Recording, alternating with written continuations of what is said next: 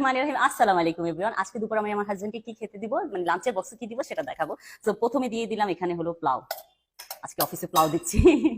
ও basically অফিসে পোলাও খাইতে অত পছন্দ করে না, তারপর আজকে দিচ্ছি যেহেতু বাসায় রান্না হয়েছে। তো ফ্রেশ ফ্রেশ খাবারের টেস্টই ডিফারেন্ট থাকে, তাই না? এই যে পোলাও দিয়ে দিলাম, তারপর হলো দিয়ে দিব রোস্ট। এই যে রোস্ট দিয়ে দিলাম। আমার না রোস্টের এই যে কি বলে ঝোলটা এত মজা লাগে, বুঝছো? কার কার এরকম মজা লাগে বলো তো রোস্টের ঝোল? তো দিয়ে দিলাম রোস্ট। এরপরে দিয়ে দিব এখন গরুর মাংস।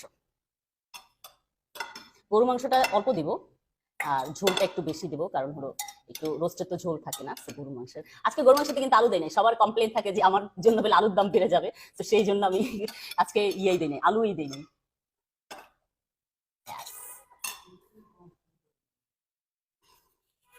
তো এই যে রেডি তোমার গরুর মাংস দিলাম। এখন দিব হলো সালাদ। সালাদ হলো একটা লেবু দিয়ে দেই, দুইটা কাঁচামরিচ, দুই টুকরা পেঁয়াজ, আর হলো দুই তিনটা শসা। সো ফাইনালি খাবারটা রেডি। এখন জাস্ট আমি ইয়েতে দিব ব্যাগে। এই যে দিয়ে দিলাম ব্যাগে। আর বাসার খাবার খাওয়া একদমই হেলদি, তো সবসময় আমি অফিসে পাঠাই। Thank you so much for watching my video. Bye by.